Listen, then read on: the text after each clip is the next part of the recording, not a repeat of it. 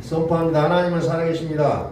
자, 세상을 돌아보면은 과거에는 분명하게 바다였다고 했던 땅이 지금은 육지가 되어 있는 곳들을 많이 봅니다. 순천도 마찬가지예요. 우리가 지금 땅을 밟고 있는 이것도 거의 바다라고 볼 수 있는 땅이에요. 근데 지금은 육지라서 우리는 육지라고 알고 있어요. 예, 태어날 때부터 땅으로 봤거든요. 근데 과거에는 바닷물이 여기까지 들어왔다는 거죠. 세상은 끊임없이 변화가 있어요. 또 어떤 나라는 메웠던 그 바다를 다시 파내서 다시 바다로 만드는 나라가 있는가 하면 어떤 나라는 바다를 계속해서 메꾸면서 땅을 넓혀가는 나라도 있다는 겁니다. 그러나 사람이 하는 일은 반드시 그 했던 일에 대한 부작용이 많이 있다는 거죠. 자꾸 바다를 메우다 보니까 바다가 죽어가고 자연이 파괴되어가는 모습들이 있지만은 그러나 하나님께서 만드신 세상은 부작용이라는 것이 없었다는 거죠. 이것이 사람과 하나님의 엄청난 차이로 보여요. 오늘 우리가 이 땅에 살아가면서 해왔던 일들 중에는 우리가 잘했다고 생각했지만 때로는 거기에 또 어떤 잘못들도 드러날 때가 많이 있다는 겁니다. 누구에게는 그것이 도움이 되는데 누구에게는 그것이 상처가 되질 때도 있다는 거죠. 똑같은 일이지만. 오늘 우리는 이러한 상황 가운데서 무엇을 어떻게 바라봐야 될 것인가 라는 부분들을 또 한번 생각을 해봅니다. 오늘 잠언서 8장 21절에 이는 나를 사랑한 자가 재물을 얻어서 그 곳간에 채우게 하려 함이니라 라는 부분입니다. 어떻게 보면 굉장히 힘이 되어지는 말씀이에요. 그러나 그것을 은밀하게 또 검토해 보면은 또 다른 내용도 있다는 거예요. 자, 우리는 물질 때문에 즐거워하기도 하고 슬퍼하기도 합니다. 그런데 여기에서 말씀하고 있는 내용은 뭡니까? 이 물질을 주관하고 있는 분이 누구냐는 거예요. 우리는 분명하게 신앙을 고백합니다. 이 모든 것을 주신 이도 하나님이시요 취하신 이도 하나님이시라고 고백하지만 그러나 그 고백이 우리는 언제간데 없어져요. 물질의 주인이신 하나님을 보지 못하고 물질이 내게 오지 않는 것에 대해서 한없는 절망으로 빠지게 되어 있다는 거죠. 다시 말해서 물질을 인하여 힘든 게 아니라는 거죠. 즉 물질로 인해서 오히려 감사하는 내용이에요. 감사라는 거죠. 다시 말해서 우리는 지금까지 물질에 의하여 다스림을 받았던 삶을 살아왔다는 거죠. 그러나 이후로는 어떻게 살아야 되냐? 물질을 다스리는 자가 되라는 얘기입니다. 왜? 그 물질의 모든 주도권을 가지신 분이 하나님이시기 때문이라는 겁니다. 그러면서 22절에서 쭉 설명을 하고 있잖아요. 자, 22절부터도 쭉 설명을 합니다. 근데 결국에 가서 이 내용이 무슨 내용이냐? 예수님에 대해서 쭉 설명을 하고 있는 거예요. 예수님이 어떤 분이냐? 창조자라. 이 세상이 창조하기 이전부터 계셨던 분이라는 것을 설명을 하고 있다는 겁니다. 다시 말해서 우리가 이 내용을 쭉 보면서 느껴야 될 것이 뭐가 있느냐? 하나님, 우리가 알고 있는 하나님이 전부가 아니라 우리가 생각하는 그 하나님보다 비교가 안 되고 어마어마하게 크신 분이라는 것을 우리가 기억하시라는 거예요. 그런데 꼭 하나님을 내 머릿속에 집어넣고 그만한 크기의 하나님으로 우리가 생각하려고 한다는 겁니다. 그러다 보니까 하나님을 두고 내가 시키는 대로 하나님께서 하시기를 원하신다는 거죠. 그렇지 않으면 우리가 말하기 좋은 말로 시험 들었다고 해요. 시험 들었다. 그러나 하나님은 내가 생각할 수 있는 그 정도의 용량을 가신 분은 하나님이 아니라는 거죠. 더 크다는 겁니다. 생각할 수 없는, 상상할 수 없는 엄청난, 뭐라고 표현할 수 없는 어마어마하신 분이라는 것을 성경을 말씀하고 있다는 거죠.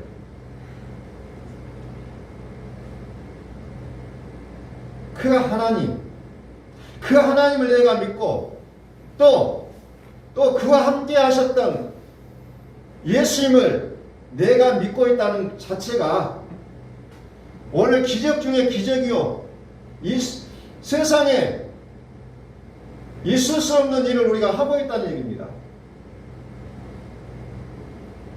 그래서 결국 우리가 해야 될 가장 중요한 일이 뭡니까? 32절. 아들들아, 이제 내게 들으라. 내 도를 지키는 자가 복이 있느니라. 아들들아, 이제 내게 들으라. 내 도를 지키는 자가 복이 있느니라. 내 도를 지키는 자들 복이 있도다. 33절. 훈계를 들어서 지혜를 얻으라. 그것을 버리지 말라. 환경이라는 것은 환경. 우리에게 주어지는 이 환경을 우리는 어떻게 생각해야 될 것인가 라는 부분입니다. 훈계를 들어서 지혜를 얻으라는 거예요. 다시 말해서 나에게 오는 그 환경들을 지혜로 받아들이라는 거죠. 버리지 말아라. 그런데 우리는 환경을 외면시하고 싶었고 그 환경을 외면하고 싶어요. 어떻게든지 이 환경에서 빠져나가고 싶어요. 그런데 내 뜻과는 상관없이 그 환경 속으로 계속해서 빠져들어가는 것이 사람의 삶의 모습이라는 겁니다. 다시 말해서 환경을 벗어날 수 없는 것이라면 우리는 어떻게 해야 됩니까? 통과해야 된다는 겁니다. 이겨내야 된다는 거죠. 이겨내야 된다. 통과해라. 여기서 훈계는 우리가 오는 여러 가지 환경을 통해서 오는 그 어려움들, 책망들, 노크한 것들, 이런 것들이라는 거죠. 이것을 외면해 버리면 우리는 거기서 절망하고 좌절하고 눈물과 아픔과 고통과 우울함이 존재하게 됐다는 거죠. 그러나 이것을 이기는 자는 지혜를 받게 된다는 거예요. 지혜.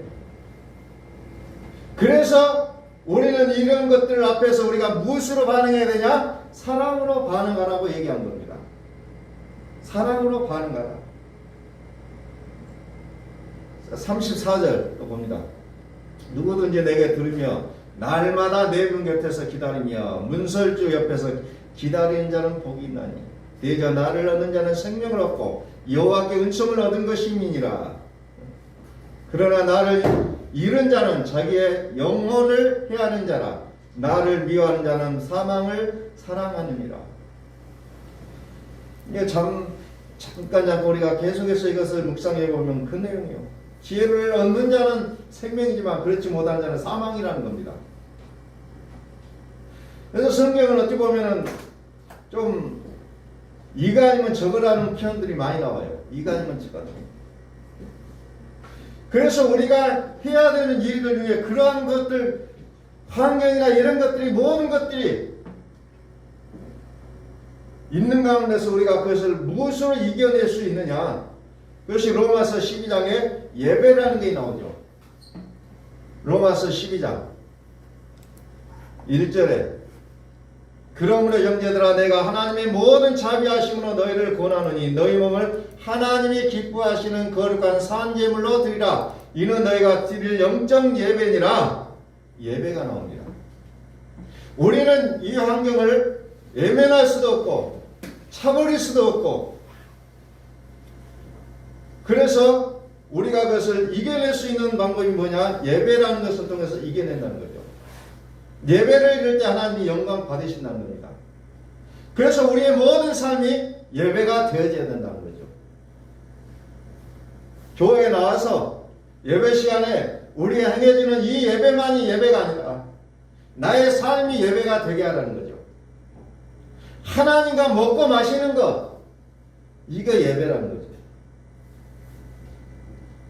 이걸 못하기 때문에 환경이, 물질이 나를 향하여 책망할 때가 많이 있다는 겁니다. 그것도 책망은 왜 합니까? 사랑하시기 때문에 하신다는 거죠. 징계의 가르침은 사랑하는 자에게만 하신다는 거죠. 그래서 하나님이 우리를 사랑하시는 방법으로 우리의 육신을 찢으신다는 거예요. 우리의 생각을 찢어놓으신다는 겁니다. 그렇지 않으면 하나님이 사랑하실 수가 없다는 겁니다.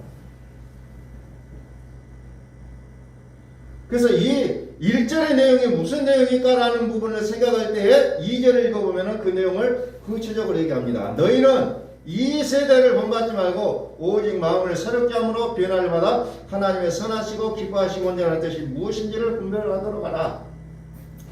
영적 예배가 뭐냐? 영적 예배가 뭐냐는 것을 2절에서 얘기하고 있는 거죠. 그것은 우리의 삶 속에서 들어지는 얘기라는 거죠. 우리의 환경 속에서, 우리의 삶 속에서 드려지는 예배를 하나님은 원하고 계신다는 거죠. 오늘 우리는 이제 예배를 향해서 비대면 예배냐, 대면 예배냐, 이런 부분을 놓고 굉장히 옥신각신하고 있습니다. 그러나 실질적으로 예배는 비대면이라는 건 존재하지 않습니다. 왜? 하나님을 우리가 영으로 만나고 있기 때문에 비대면이라는 것은 존재할 수 없는데, 그 비대면이라는 건 뭔가? 사람과 사람이 만날 수 없다는 얘기예요.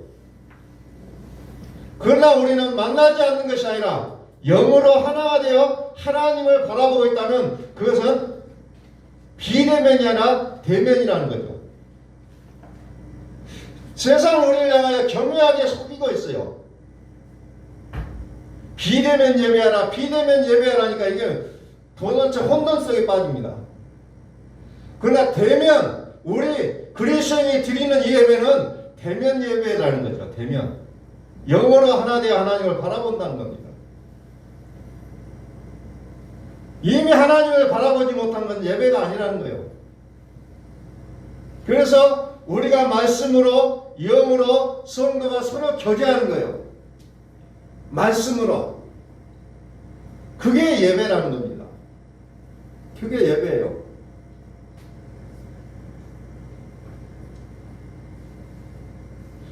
그래서 우리는 세상과 연결되어 있는 우리의 몸을 버리게 될 때 산재물이 될 수가 있다는 거예요. 그래서 여기 뭐라고 얘기합니까? 이 세대를 본받지 말고, 이 세대를 본받지 말고 몸을 끊으라는 거예요.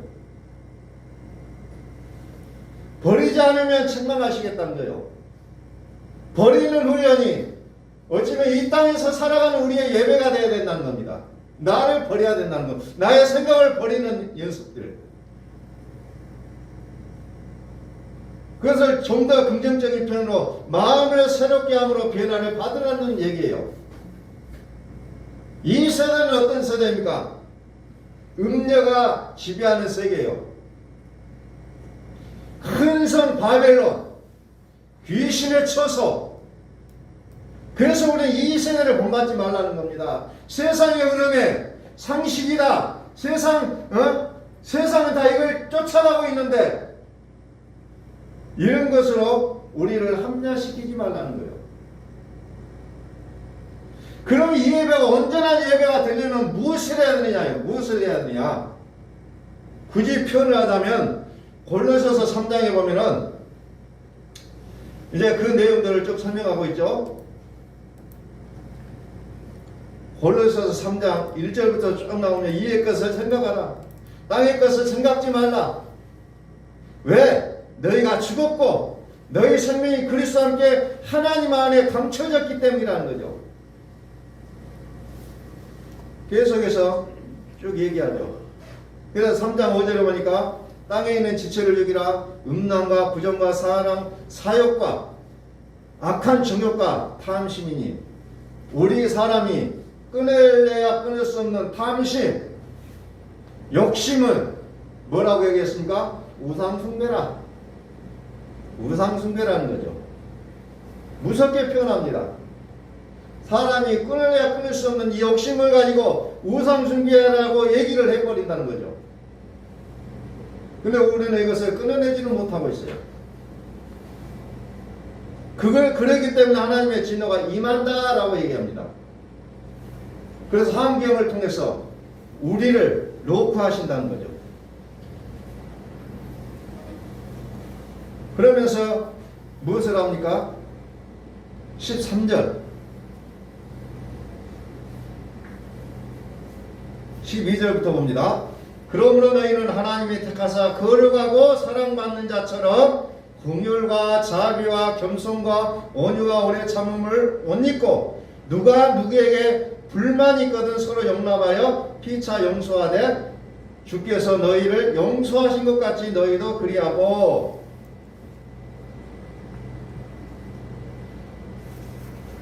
골로새서를 보고 있으면은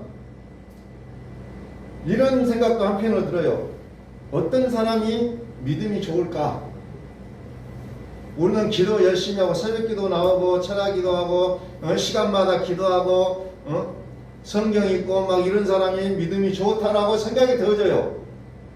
그런데 골로새서를 읽다 보면은 뭘 맞닥뜨리냐면은 얼마나 수용할 수 있는 크기의 그릇이 있느냐, 여기에 따라 그 사람 믿음도 달라지는 모습을 봅니다. 얼마나 내가 수용할 수 있느냐. 그냥 이는 이러, 눈은 눈으로 이런 것이 믿음이 좋냐? 아니면 아니야, 수용, 사랑으로 수용하는 거. 13절에 보면은 누구에게 불만이 있거든 서로 용납하여 피차 용서하되 주께서 너희를 용서하신 것 같이 너희도 그리하고. 수용하고 받아들이라는 거죠. 받아들이라. 이 받아들임의 크기가 어찌 보면 그 사람의 영성을 좌우하고 있다고 해도 과언이 아니라는 거죠. 받아들임의 크기. 받아들임의 크기라는 거죠.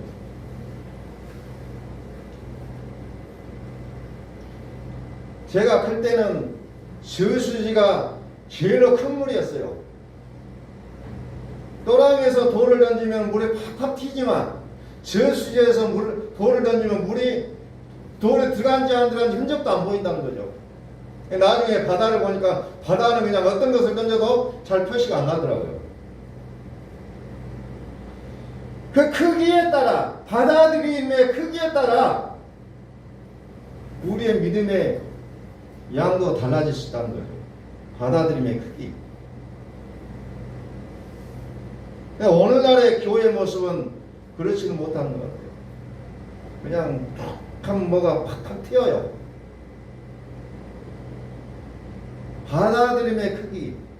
받아들이라는 거죠. 받아들이다. 13절에 주께서 너희를 용서하신 것 같이 그리하라. 무서운 말이요. 예수님께서 십자가에서 죽으신 것처럼 우리는 어떤 사람에게 모든 것들을 다 받아들이라는 거예요. 그러면서 14절에 결론을 내는데 이 모든 것 위에 사랑을 더하라. 이는 온전하게 매는 띠니라. 그래서 사랑으로 깔으라는 겁니다. 전체를. 그렇지 않으면 안 된다는 것을 얘기합니다. 그러면서 17절에 뭘 나옵니까? 무엇을 하든지 말에나 일에나 다 주 예수의 이름으로 하고 그를 힘입어 하나님 아버지께 감사하라. 받아들임의 크기는 감사로 나오고 있어. 이것은 또 다른 말로 하면 왕권의 회복을 얘기하고 있습니다. 왕 같은 선지자, 왕 같은 제사장, 말은 우리가 쉽게 할 수 있는 단어들이에요. 그러나 왕 같은 제사장처럼 내가 얼마만큼 수용할 수 있느냐, 얼마만큼 받아들일 수 있느냐.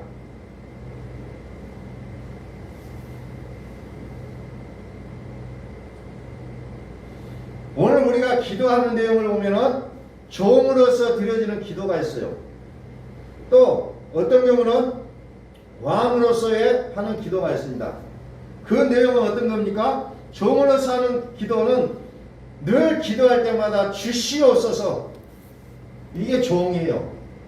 그러나 왕권을 왕으로서의 기도하는 건 뭡니까? 선포한다는 겁니다.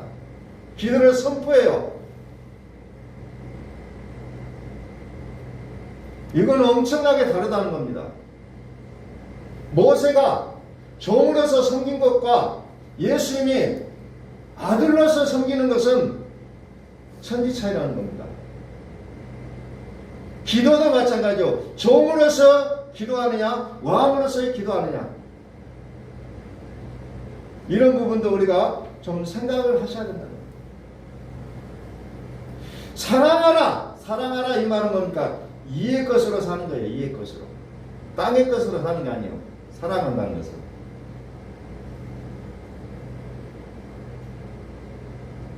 그래서 복음이라는 것이 결론적으로 복음이라는 게 뭡니까? 예수 그리스도께서 우리와 함께 살아주시는 거예요. 내가 애를 쓰고 사는 건 복음이 아니라는 거죠. 복음을 들었다고 해서 예수님이 나를 대신하여 살아주시냐 아니에요. 그러나 좀 들으셔야 돼요. 들은 기간, 들은 정도를 통해서 하나님 우리 안에 사신 건 아니지만은 그러나 듣긴 들어야 된다는 겁니다. 그래서 복음의 분량이라는 것은 내가 어떻게 잘하느냐가 아니라 하나님이 내 안에 사시는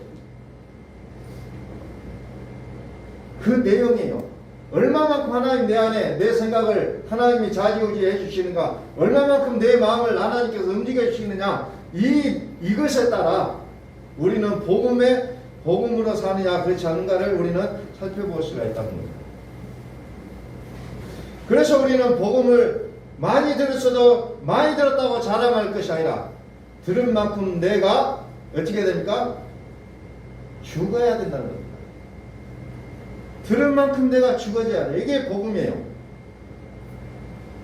복음은 그리스도께서 내가 살아주겠다는 거예요. 그래서 내가 복음을 들으면 들을수록 내가 나오는 것이 아니라 내가 죽어져야 된다는 겁니다. 이게 성경에서 말하고 있는 복음이에요. 내가 죽어져야 된다. 내가 죽어야 된다. 그래서 잠언서 8장 17절을 다시 한번 봅니다. 잠언서 8장 17절을 보니까 나를 사랑한 자들이 나의 사랑을 입으며 나를 간절히 찾는 자가 나를 만날 것입니다. 나를 사랑하는 자들이, 이건 뭐냐? 지식을 가진 자요. 나를 사랑하는 것은 지식을 가졌다는 얘기입니다. 지식을 가진 자들을 하나님이 만나주겠다는 거예요. 그런 18절에 부귀가 내게 있고 장관 재물과 공의도 그러하니라. 섞지 말라는 거예요. 분리하시라는 거예요. 부귀와 재물과 의도 다 하나님의 것이에요. 내가 그 앞에서 애통하고 눈물 지고 한탄스러워하는 내용이 아니라 하나님의 것이에요. 자, 잠언 6장으로 한번 넘어갑니다. 잠언 6장 20절.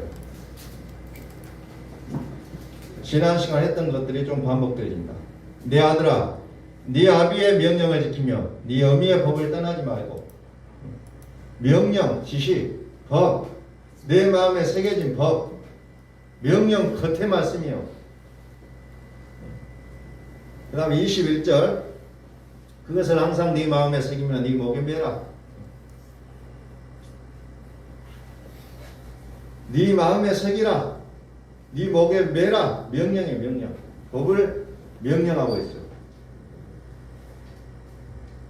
새겨지기 위해서는, 내 마음에 새겨지기 위해서는 명령을 드려야 된다는 겁니다.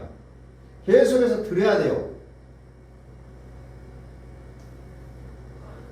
그래서 우리는 어떻게 해야 됩니까? 끊임없이 예수 그리스도를 전달해 줘야 하는 것이 우리의 일이라는 겁니다. 드려야 되는 거죠. 22절. 그것이 네가 다닐 때에 너를 인도하며 네가 잘 때에 너를 보호하며 네가 깰 때에 너와 더불어 말하리니 대저 명령은 등불이요 법은 빛이요 훈계의 책망은 곧 생명의 길이라. 이것이 너를 지켜 악한 여인에게 이방 여인의 혀로 호리는 말에 빠지지 않게 하리라.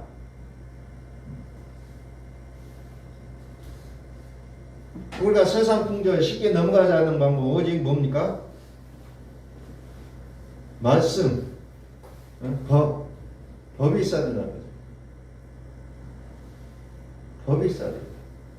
그런데 쉽게 바람이 흔들리는 등불같이 쉽게 움직이는 사람들은 그 마음에 새겨진 법이 없다는 거죠. 몰라요. 깜깜합니다. 그래서 쉽게 홀이는 말에 넘어갈 수밖에 없다는 겁니다. 그걸 쭉 설명을 해놓고 있어요. 그래서 법. 그래서 예배라는 것이 때로는 우리에게 있어서 그렇게 중요한 역할을 하고 있다는 겁니다. 우리 마음에 새겨진 법, 들을 수 있는 어찌 보면 최고의 기회가 예배가 되어지기 때문에 어찌 보면 예배를 가장 중요하게 생각하고 또 그런 가운데서 하나님을 찬양하는 그 일들을 우리의 삶 속에 쉽게 할 수 없기 때문에 예배라는 것을 통해서 하나님은 연결을 시키고 있는 것 같아요. 그래서 우리가 지난 시간에 베드로후서 1장 19절에 더 확실한 예언이 있다고 설명을 드렸어요. 그 예언이 뭐냐? 어두운 데를 비추는 등불과 같으니 날이 새어 샛별이 너희 마음에 떠오르기까지 너희에게 이것을 주의하는 것이 옳으니라 그랬어요. 샛별이 떠오르기까지, 너희 마음에 떠오르기까지. 샛별이 우리 마음에 떠오르면 어때야 돼요? 밤이 최고로 어두워져야 새벽이 오는 것처럼 어쩌면 우리 속에 이 샛별이 떠오르기까지는 우리는 참 많은 어둠의 시간들을 겪어야만 된다는 겁니다. 근데 어둠으로 그냥 묻어두고 사는 사람은 의미가 없지만 그 어둠 가운데 뭔가를 또 다르게 의식하게 될 때에 샛별이 떠오른다는 거죠. 근데 그 의식하게 하는 게 뭡니까? 법이라는 거죠. 법을 지식을 계속해서 가지라는 거죠. 계속해서. 자, 고린도후서 4장에 보면은 그럼에도 불구하고 그 법을 깨닫지 못하게 하는 것이 있죠. 그 중에 이 세상의 신이 믿지 아니하는 자들의 마음을 혼미하게 하여 그리스도의 영광의 복음의 광채가 비치지 못하게 함이니 그리스도는 하나님의 영광이라. 믿지 아니하는 자들의 마음을 혼미하게 하여 그리스도의 영광의 복음의 광채가 비치지 못하게 한다. 그게 세상 신이 한다는 거죠. 못 믿게 해요. 절대로 못 믿게 합니다. 그래서 예수 그리스도를 알지 못하는 자들에게 얘기할 때 세상 신이 그것을 반대하는 거죠. 반대요. 그래서 그것을 못 믿게 한다는 거죠. 세상 신이. 한 사람이 믿음을 가진다는 것은 절대적으로 하나님 도와주시지 않으면 불가능하다는 거. 왜? 세상 신이 그것을 가지고 있기 때문에. 강력한 힘을 가지고 있는 세상 신이 그것을 막고 있다는 겁니다. 자, 이사야서 42장 5절 말씀 봅니다. 하늘을 창조하여 펴시고 땅과 그 솟아를 내시며 땅의 백성에게 호흡을 주시며 땅에 행하는 자에게 영을 주시는 하나님 여호와께서 이같이 말씀하시되. 호흡을 주신다고 그러죠. 호흡. 호흡까지도 하나님의 허락에 달려있다는 겁니다. 그게 사람이 죽고 사는 거 하나님 앞에 달려있다는 거예요. 호흡을 끊어버리면 죽는 거고 호흡을 주시면 사는 거예요. 하나님의 주권을 얘기하고 있어요. 자, 6절. 나 여호와가 의로 너를 불렀은즉 내가 네 손을 잡아 너를 보호하며 너를 세워 백성의 언약과 이방의 빛이 되게 하리니 의로 부르심에 반응하시라는 거예요. 하나님이 나를 의롭게 여겨 주셨다. 다시 말해서 하나님의 사랑하심을 입은 자라는 거죠. 그것은 십자가를 통해서 가능하게 됐다는 거예요. 그래서 주의하여 보아야 하는데 고정관념으로 사시지 말라는 거예요. 우리 사람은 한 번 겪으면 그것이 답인 줄 알아요. 그래서 주의하여 보라는 거예요. 주의하여 보라. 내 생각이 틀릴 수도 있고 내가 지금까지 살아왔던 것이 틀릴 수도 있어요. 그러므로 주의하여 보라는 거죠. 주의하여 보라. 이게 굉장히 어렵죠. 주의하여 보라. 고정관념으로 살지 말라는 거예요. 자, 7절. 네가 눈먼 자들의 눈을 밝히며 갇힌 자를 감옥에서 이끌어내며 흑암에 사는 자를 깜방에서 나오게 하리라. 의로운 빛이 된 자를 통해서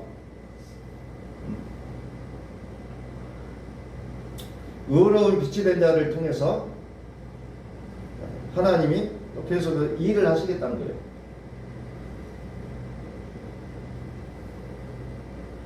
그래서 하나님의 빛이 그를 통하여 드러나게 하신다는 겁니다. 이방에 빛이 되게 하시다. 이방이 빛이 되게 하느니 네가 눈먼 자들의 눈을 밝히며 갇힌 자들을 감옥에서 이끌어내며 흑암에 앉은 자들을 깜방에서 나오게 하리라. 깜방에서 나오게 하리라. 나는 여호와니 이는 내 이름이라. 나는 내 영광을 다른 자에게 내 찬송을 우상에게 주지 아니하리라. 하나님은 굉장히 용납하시지 않습니다. 때로는 그 누구에도 영광을 빼앗기기 싫으시다는 거예요. 그래서 오직 하나님 한 분만을 믿고 의지하시라는 것을 하나님은 끊임없이 강조하고 있습니다. 오직 나만 바라보라는 거죠. 나만 바라보. 절대로 내 영광을, 내 찬송을 우상하게 주지 않겠다. 하나님의 신념의 얘기예요. 하나님의 분명한 뜻이 하나님의 분명한 뜻이라는 겁니다. 오직 나만 바라볼 것을 하나님이 말씀하고 계신다는 거예요. 그래서 에스겔서 27장에 또 그 내용들이 쭉 나옵니다. 쭉 나오는데 25절을 보니까 다스스의 배는 때를 지어 네 화물을 나르니 네가 바다 중심에서 풍부하여 영화가 매우 크도다 그래요. 쭉 설명을 하고 있습니다. 세상과 바꿔서 너를 택하겠다고 하나님 말씀하셔요. 그래서 결국 하나님이 이제 신약 성경에 뭐라 합니까? 천하보다도 귀하다는 표현을 쓰시는 거예요. 세상과 맞바꿔서라도 너를 살려주겠다는 겁니다. 이것이 하나님께서 우리를 향하신 사랑의 표현이에요. 절대적으로 세상과 바꾸지 않겠다는 거예요. 세상과 바꾸지 않겠다. 그러면 나라는 존재는 누가 어떻게 생각하든지 상관없이 하나님이 오실 때는 최고라는 겁니다. 나는 최고라는 거예요. 그것을 우리가 망각해버리면 우리는 사람들 앞에서 하나님을 믿는 것에 대해서 자신이 없어요. 하나님이 이렇게 나를 사랑해 주시는데, 하나님은 천하를 바꿔서라도 나를 사시겠다고 하시는데, 우리는 그것을 외면해버리고 세상 사람들의 눈치를 볼 수밖에 없다는 거예요. 그래서 우리는 말하잖아요. 당신은 주인공이십니다. 주인공이 되신 거예요. 세상 사람들의 말에 의해서 여러분들 흔들리는 그런 존재들이 아니라 이미 주인공들이 되셨다는 거예요. 자, 우리 좀 축복하겠습니다. 당신은 주인공이십니다. 세상 사람들이 뭐라고 한다고 해서 거기에 기죽고 아닌 것 같아? 그러면 안 되겠지. 그러고 세상 사람들 따라가고 이런 거 하지 말라는 거예요. 나는 하나님이 사랑하시는 것이라는 것을 분명하게 아시라는 겁니다. 분명히 하나님 나를 사랑하신다. 그래서 에스겔서의 27장에 보면 이제 배가 나오고 바다가 나오고 배가 나오고 선장 나오고 뭐 장사하는 내용들이 쭉 나와요. 이 내용이 많으니까 요한계시록 18장을 좀 보겠어요. 요한계시록 18장 14절부터서 다시 한번 봅니다.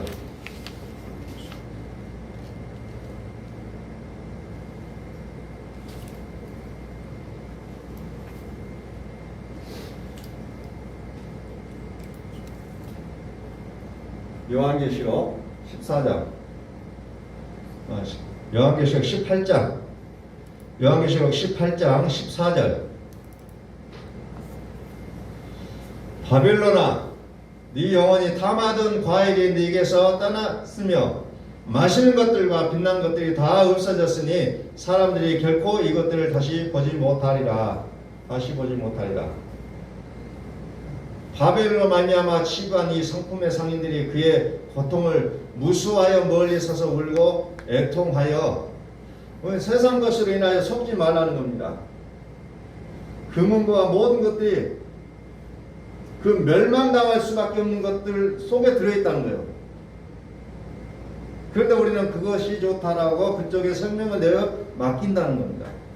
이르되 화이토다 큰 성이여 세마포 옷과 자주 옷과 붉은 옷을 입고 금과 보석과 진주로 꾸민 것인데, 이 내 모든 세상에 있지만 이 모든 것이 성전에도 들어있는 것들이에요. 그러니까 세상과 하나님이라는 그 부분들을 자꾸 혼돈하기 시작한다는 거예요. 여기도 있네 여기도 있네 하면서 기적도 나타나고 뭣도 나타나고 여기도 있네 하고 쫓아가게 돼 있다는 거죠. 착두를 타고 있는 무당을 보면 능력이 많다라고 거기 쫓아갈 수도 있다는 거예요. 세상 사람들은. 앞으로 능력 있는 사람들이 많이 나타나요. 능력. 그러면 능력을 추구하는 자들은 거기가 좋겠죠. 똑같아요. 보여지는 게 똑같다는 거예요. 보여지는 게. 17절 그러한 부가 한 시간에 망하였도다. 그 부가 얼마나 간다고요? 한 시간. 한 시간에 망하다. 한 시간. 모든 선장과 각처를 다니는 성객들과 선원들과 바다에서 일하는 자들이 멀리 서서 그가 불타는 연기를 보고 외치되 이 큰 성과 같은 성이 어디 있느냐. 불이 타버리는데 또 그것을 그리워하고 있는 사람들이 나타나고 있죠. 바다는 우리가 세상으로 여러분들이 이해하셔야 됩니다. 세상. 거기에는 수많은 내용들이 다 있어요. 그런데 시편 106편 15절에 보니까 이런 말이 나와요. 그러므로 여호와께서는 그들이 요구한 것을 그들에게 주셨을지라도 그들의 영혼은 쇠하게 하셨도다. 금은보화를 다 주셨는데 그 영혼이 어떻게 됩니까? 쇠약하게 되는 거예요. 영혼이 쇠약해져 버려요.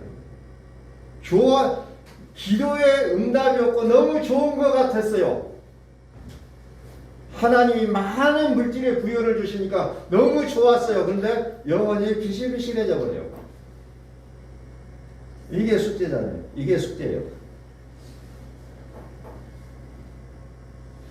아까 요한계시록 18장에 보면은 거기에 보니까 한번 세마포도 있어요.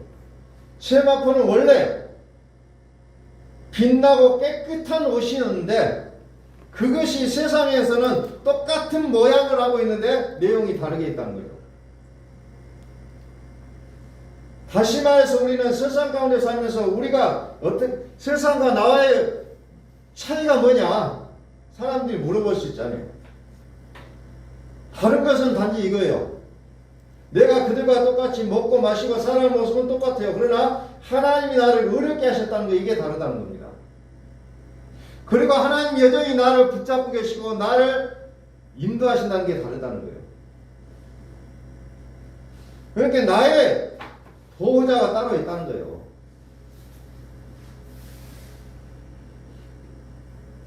나의 보호자가 따로 계시다는 거예요. 이사야서 42장 10절을 보겠습니다.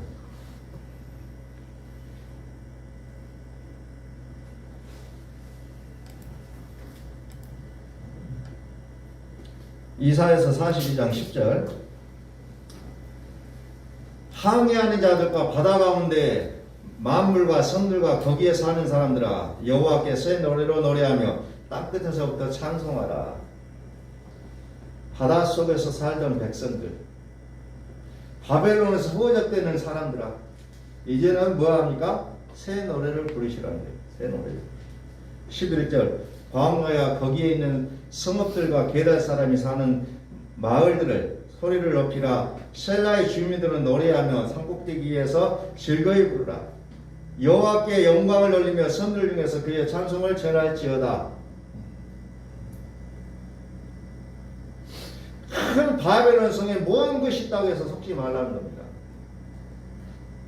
그것이 어찌 보면 구분이 잘 않기 때문에 오늘 우리가 하나님을 믿는다고 하는 우리들에게 있어서도 세상 것이 그리워지는 거죠.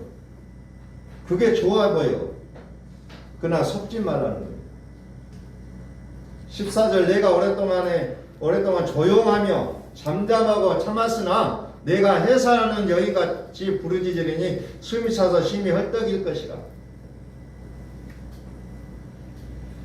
내가 산들과 언덕들을 황폐하게 하여 그 모든 초목들을 마르게 하며 강들이 섬이 되게 하며 뭇들을 마르게 할 것이며 내가 맹인들을 그들이 알지 못하는 길로 이끌며 그들이 알지 못하는 지름길로 인도하며 흑암이 그 앞에서 광명이 되게 하며 구분대를 곱게 할 것이라. 내가 이 일을 행하여 그들을 버리지 아니하리라.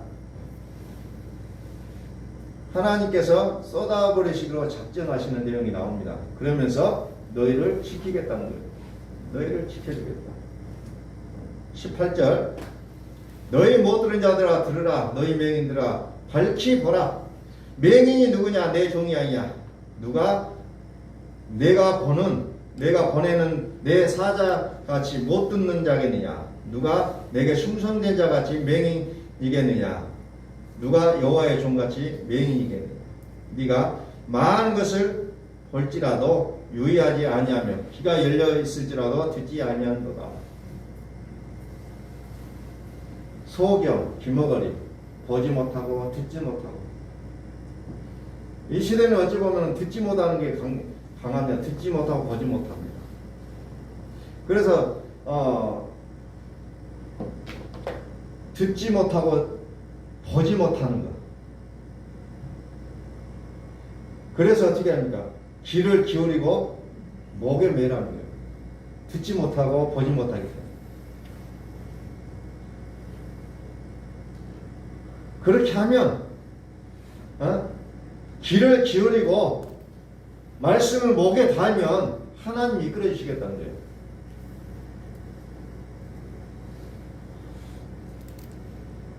그래서 우리는 하나님의 뜻을 이룰 수 있도록 주의하여 보라는 겁니다. 주의하라.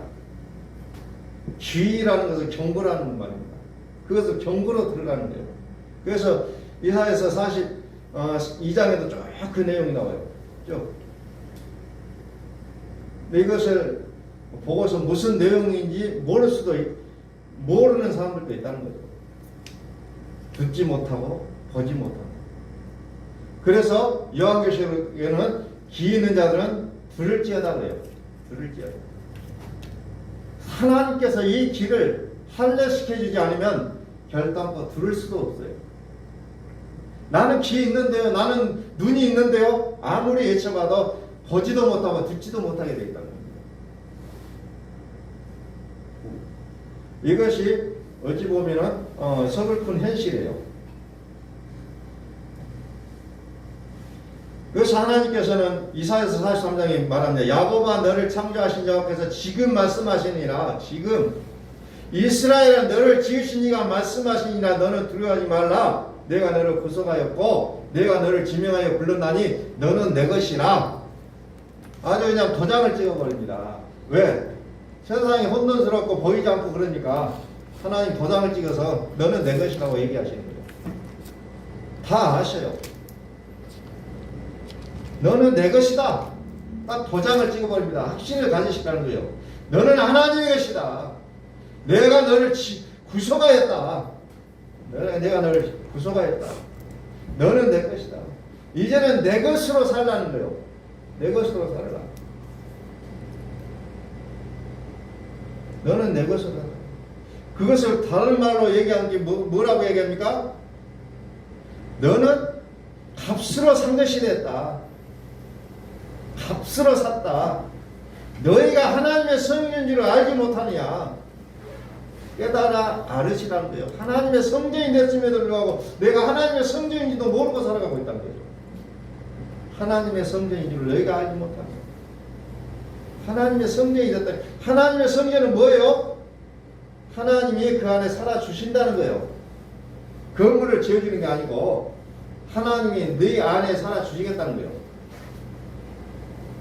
사도행전 20장 28절은 피로 사신 교회라고 표현합니다. 주께서 자기 피로 사신 교회, 피로 사셨다는 거예요. 자기 피로 사신 분이 우리를 소홀히 여기지 않겠다는 거예요. 귀중하니까 피라도 팔아서라도 샀다는 거예요. 두려워하지 말라는 겁니다. 세상을 보고 세상이 이런 현상 저런 현상 뭐 앞으로 막 많은 소리가 들리죠. 백신이 어쩌고 막 그냥 말세가 되면 어쩌고 자꾸 어쩐다 막 수없는 소리가 들려. 그러나 두려워하지 말라는 거예요. 너는 내 것이다. 왜 자꾸 그런 소리 듣고 네가 흔들리고 방황하고 어쩔까 그러고 살아갑니까요? 아니라는 거예요. 히브리서 9장 12절 보니까 자기 피로 영원한 속죄를 이루었다고 했어요. 단번에 성소에 들어가셨느니라. 예수의 피의 값을 헛되이 하지 말라는 겁니다. 자기 자신의 정체성을 보니까 자꾸 엉뚱한 소리만 하고 다녀 사람들이. 이제는 하나님을 보시라는 거예요. 하나님을 보시고 그분만을 보시고 그분이 하시는 말씀만 들으시라는 겁니다. 자꾸 곁가지로 옆에서 웅성웅성하는 소리 듣지 마세요. 하나님을 보시고 그분의 음성을 들으시라는 겁니다. 그분의 음성.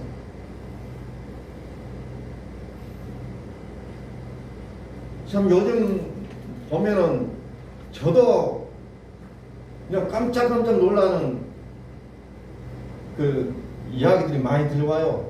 신앙적인 얘기죠. 무서운 얘기들이 많이 들어옵니다. 거기에 흔들지 말라는 거예요. 오직 하나님 바라보시고 하나님 말씀 들으시라는 거예요. 나오지도 않는 얘기를 자꾸 막 얘기를 하고 있어요. 나오지도 않는 말. 오직 하나님 그분의 말씀만 들으시라는 거예요. 그분의 말씀.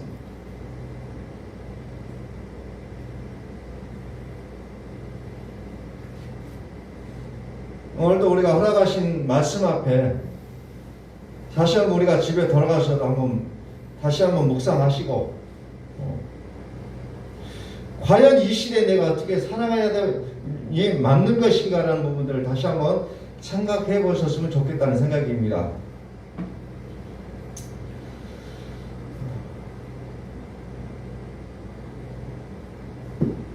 자기 피로 영원한 속죄를 위해서 단번에 성소에 들어가셨느니라. 오늘도 우리는 예수의 피값을 헛되이 여기지 마시고 오늘 하루하루를 오직 말씀에 의지하여 살아가는 우리의 삶이 되시기를 예수 그리스도의 이름으로 축복합니다.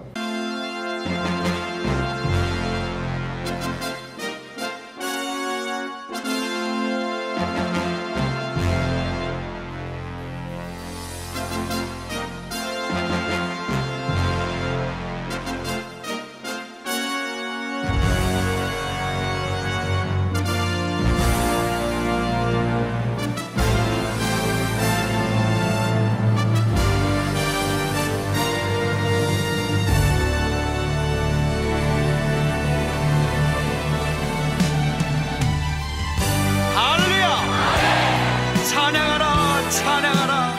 하나님을 찬양하라. 우리의 왕을 찬양하라. 하나님은 온 땅에